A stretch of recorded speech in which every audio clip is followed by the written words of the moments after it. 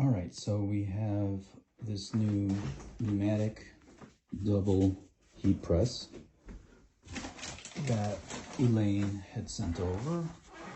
It's a great product. They sent over a 600-pound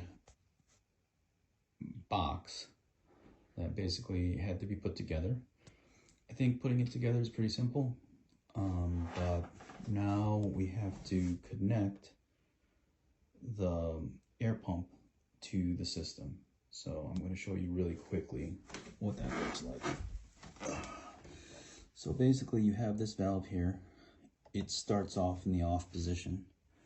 You take the tube and this screw, and it has this mechanism to pull and push, right? So you just basically take it like that, push the element, and it'll lock in place.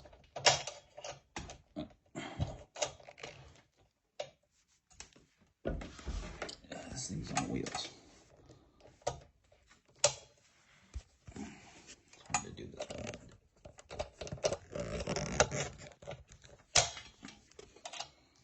You just have to get the bearings right. Now, once you pull it back on, it should be set. Turn the pump to open, right?